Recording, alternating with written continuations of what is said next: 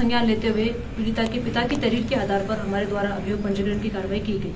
अभियोग पंजीकरण करने के उपरांत हमारे द्वारा मौके का मुआयना करते हुए घटनास्थल पर RFSL रुद्रपुर की टीम को बुलाया गया। वहाँ पर वैज्ञानिक तौर पर साक्ष्य संकलन की कार्रवाई की गई।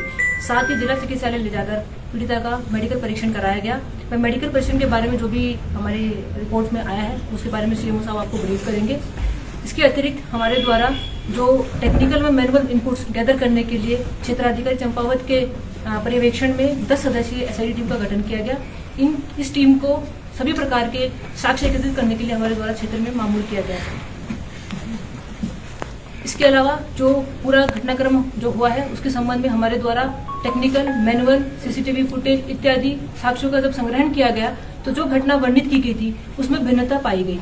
पीड़िता के बयान में जो उसके साथ जो साक्षी थे उनके बयान और जो टेक्निकल इनपुट थे इन सभी में विरोधाभास जब देखा गया तो हमारे द्वारा उस पूरे प्रकरण को लेकर के उसका रूट चार्ट बनाया गया, जिसमें घटना की सत्यता को लेकर के सवाल व संदेह खड़े हुए।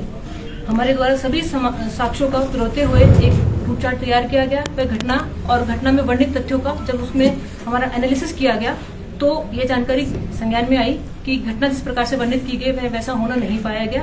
पीड़िता से जब इस संबंध में पुनः बात की गई और उसके संबंध में उनसे जब विचारण किया गया तो पीड़िता द्वारा यह स्पष्ट किया गया, वह एक्सेप्ट भी किया गया कि जो घटना जिस प्रकार से वर्णित की गई वह घटना उस प्रकार से होना नहीं पाई गई है। यह कुछ लोगों के द्वारा ये षड्यंत्र करके पूरा घटनाक्रम को रचा गया था। इसमें जो षड्यंत्र करता थे वह कमल रावत, उनके एक महिला सदस्य, साथी व अन्य लोग, इन लोगों के द्वारा मिलकर के अब कमल रावत द्वारा पूर्व में एक प्रकरण को लेकर के वह अभियुक्त रहे हैं, जिसको लेकर के उसके मन में खेद था कि मैं जिन लोगों ने उस प्रकरण में उसकी पैरवी की थी उनके विरुद्ध वह बदला लेने की भावना से ग्रसित थे। इस जो हमारी नाबालिग पीड़िता है इसका प्रयोग करके, इसका यूज करके उनके द्वारा अपनी जो एक बदले की भावना है उसकी पूर्ति हेतु पूरा षड्यंत्र रचा गया।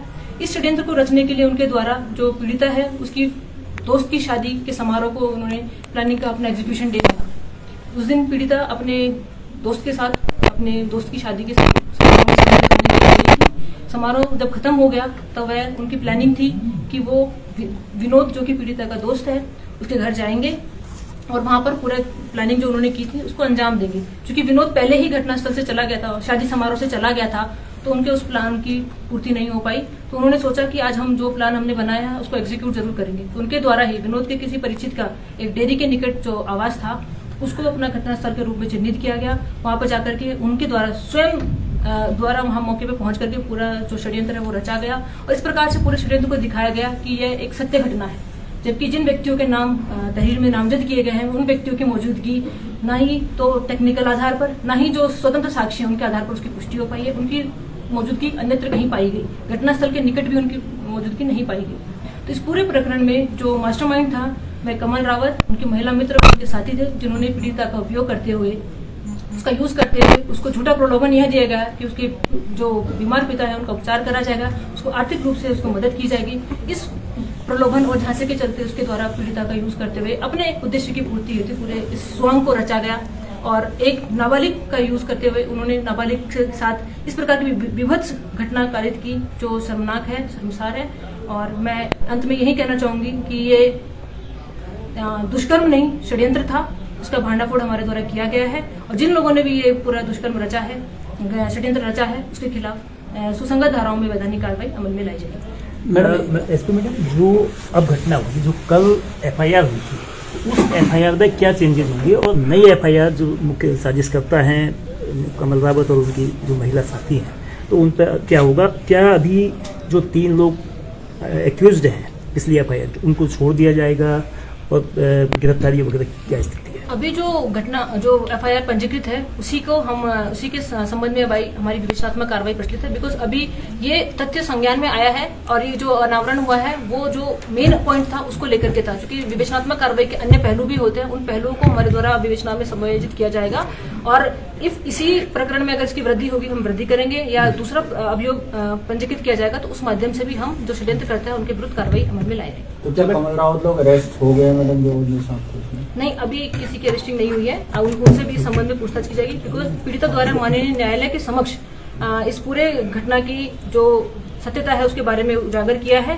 माननीय न्यायालय के समक्ष पीड़िता ने यह स्वीकारा है कि जो भी पूरा ये घटनाक्रम वर्णित हुआ था वह उस प्रकार से नहीं था, पूरा यह षड्यंत्र था। पीड़िता के साथ किसी भी प्रकार का जो नामजद अभियुक्त उनके द्वारा कोई दुष्कर्म नहीं किया गया। ये 164 मीडिया में ये 50 लाख का प्रलोभन दिया गया करते तो क्या होगा? ऐसा कोई तथ्य भी हमारे प्रकाश में नहीं आया है। और ऐसा मैडम एक फोटो वायरल हुआ था जिसमें से एक आरोपी जो युवक है वो उस जो पीड़ित युवती लड़की है उसको ले जा रहा था बाइक में, तो उसमें भी कुछ जानकारी मिली कि वो उनके साथ स्वतः गई थी या यह प्रकरण बताया, जैसा कि बताया कि पीड़िता के मित्र की शादी थी जिसमें वह अपने दूसरे मित्र के साथ बैठ करके वो उस शादी में सम्मिलित होने के लिए गई थी। मैडम आपने भी बताया कि कोर्ट के सामने पीड़िता ने कहा कि जिन लोगों पर मामला दर्ज हुआ है ये जो है इसमें शामिल नहीं थे।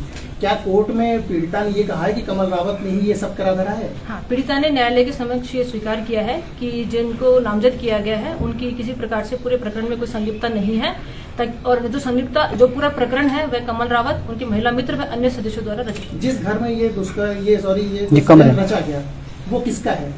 वह नवीन कुमार सिंह का है। तो इनके यानी ये भी इनके साथ मिले हुए थे? नहीं, बताया जैसा कि बताया कि ये पूर्व की रंजिश के चलते उन्होंने पहले से ही प्लानिंग के तहत पूरा ये षड्यंत्र रचा था। उन्होंने एक घटनास्थल चिन्हित किया जहां पर पूरा अपनी जो षड्यंत्र की जो पूरी कहानी थी उसको वहां पे उसको होना वहां पे दर्शाया। मैडम, नवीन के घर के चाबी, ताला, मकान इनके पास कैसे आया? ये कैसे वो दूसरे के मकान में जाके चले गए और ताला चाबी भी इनको मिल गया उस कमरे में? जो नवीन का जो मूल घर है वह दूसरा है। यह घर उसकी डेयरी है। डेयरी के समक्ष के सामने 2 कमरे हैं। उसमें एक कमरे में उनका सामान रहता है जिसको ताला लगा है, दूसरे कमरे में खाली पड़ा था जिसमें किसी प्रकार का कोई ताला इत्यादि नहीं था, इसीलिए उस कमरे का प्रयोग इनके द्वारा किया गया। वापस इन्होंने जो ताला खरीदा है क्या वो खरीदा है या पुराना ताला है? इस संबंध में जाँच चल रही है। एसपी मैम, जो पीड़िता है, पीड़िता के पिता और पीड़िता को क्या कमल रावत ने किस तरह से इस काम के लिए इस्तेमाल करने की कोशिश की? जैसा कि सबको विदित है कि पीड़िता की माताजी का बचपन में ही देहांत हो गया था और पीड़िता के जो पिता हैं वह अभी बीमारी से ग्रसित है। वो चलने फिरने में भी असमर्थ है और आर्थिक रूप से भी उनके पास कोई स्टेबल सोर्स नहीं है। तो इसकी आर्थिकी को समृद्ध करने के लिए वह पीड़िता के पिता को इलाज कराने का प्रलोभन उनके द्वारा दिया गया। तो मैम इसमें जो पीड़िता है और जो उसके पिता है क्या उन पर भी कोई धाराएं लगेंगी? क्योंकि अब षड्यंत्र में तो ये भी शामिल है। क्योंकि विक्टिम नाबालिग है और नाबालिग कभी षड्यंत्र स्वयं से नहीं रह सकती है, उसको तो मोहरा बना करके यूज किया गया है। जिस प्रकार से भी उसको यूज किया गया है वह हर प्रकार से विक्टिम ही है, तो उसको हम दृष्टिगत रखेंगे और विक्टिम को किस प्रकार से हम सहायता कर सकते हैं उस पर भी हमारे द्वारा पूरा ध्यान दिया जा रहा है। आज एक कांग्रेस कार्यकर्ता जब आपसे मिले थे तो उनमें एक पत्र हुआ आपको उन्होंने दिखाया कि 50 लाख देने की पेशकश की गई है इस समझौते कराने को लेकर, उसमें कितनी सत्यता है? और दूसरा, इस घटनाक्रम के दौरान जो पीड़िता के पिता थे वो अपने घर में नहीं थे, ऐसा लोगों का कांग्रेस के कार्यकर्ताओं का कहना था, तो वो कहाँ थे? नहीं, पीड़िता के पिता पीड़िता के साथ ही थे पूरे समय, और ऐसा पीड़िता के पिता चूंकि पुलिस के भी संपर्क में है, उनके द्वारा किसी प्रकार से किसी भी प्रलोभन या लालच के जो अन्य किसी व्यक्ति द्वारा दिया जा रहा है इस संबंध में कोई साक्ष्य ऐसा प्रस्तुत नहीं किया। मैडम, पुलिस ये कह रही है कि उसके पिता जो है बीमार थे। हमने भी देखा, सबने देखा उसके पिता वाकई में बीमार है। ऐसी स्थिति में उसको कोतवाली में या अन्यत्र कहीं रखने के बजाय आपने उसको सुरक्षा देके उसके घर और अस्पताल में क्यों नहीं रखा? सबसे बड़ा सवाल, क्योंकि वो उनके काफी बीमार थे, वो वैसे ही पता चल रहा था, दिखा भी आपका भी कहना है, तो उसे कोतवाली में रखने, अस्पताल में आप रखते, सुरक्षा के साथ रखते, फिर ऐसा क्यों? हमारे द्वारा पीड़िता के पिता को किसी प्रकार से कहीं नहीं रखा गया है। पीड़िता के पिता अपने ही जो निजी जो भी उनकी व्यवस्थाएं थी उसमें वो रहे हैं। आज चूंकि पुनः पीड़िता के साथ आयोग द्वारा कुछ मजीद बयान इत्यादि की कार्रवाई की गई थी, उसी के संबंध में वो यहाँ उपस्थित आए थे। मैडम, जो पुलिस को शिकायत प्राप्त हुई 3 बजे करीब, तो वो शिकायत किसके द्वारा की गई थी, थोड़ा उसकी जानकारी? 112 के माध्यम से हमें सूचना प्राप्त हुई। तो किसके द्वारा की गई थी इसमें शिकायत? अर्चिता राय कॉलर द्वारा ये सूचना दी गई थी कि शादी समारोह में गई एक व्यक्ति नाबालिग बालिका जो है मिसिंग है और उसको उसमें मदद चाहिए। तो क्या जो ये आरोपी जो बताया जा रहा है षड्यंत्रकर्ता, क्या वो उसकी मित्र है या उसने कैसे? हाँ, ये कमल रावत की महिला मित्र के रूप में जानी जाती है। इनको कुछ पैसे देने के बाद कमल रावत ने इनको भी प्रलोभन दिया था किसी प्रकार? ऐसा कोई तथ्य अभी वर्तमान तक संज्ञान में नहीं आया।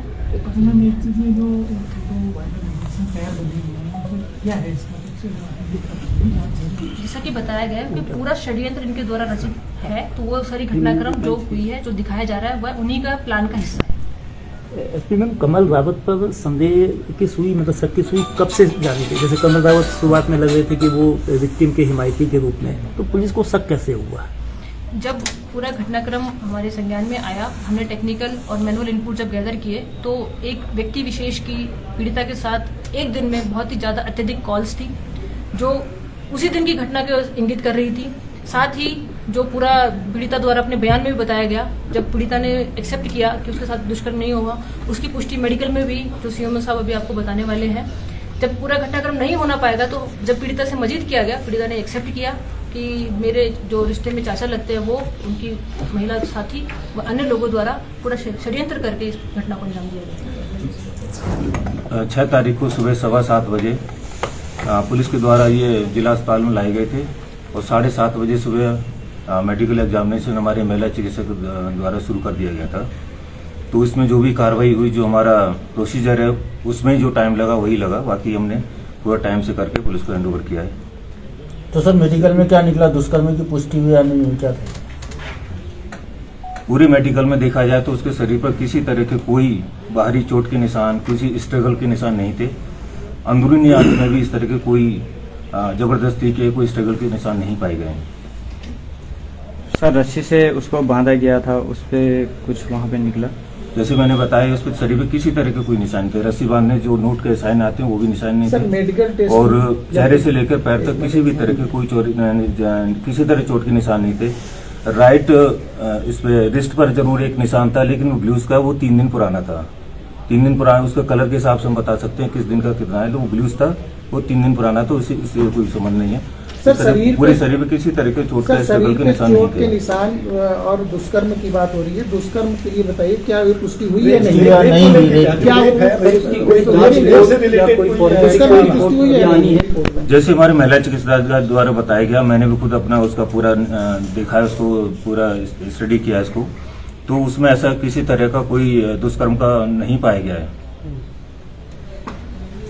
क्लियर है सर ये मामला क्लियर है पूरा? क्लियर है, बिल्कुल कोई दुष्कर्म का नहीं पाया गया। जांच कभी आनी है? हाँ, जो हमारा प्रोसीजर है, जो हम जांच के लिए स्वैब लेते हैं, हेयर लेते हैं, जो भी चीज हम लेते हैं, कपड़े सील करते हैं, वो तो हमारा प्रोसीजर है, वो हमने अपने करके पुलिस को दे दिया है। सर आपकी तरफ से पूरी जो जांचें थी वो पूरी हो चुकी हैं, मतलब हाँ, क्लियर हमारी आपका पूरी ये है? जांचें पूरी हो चुकी हैं।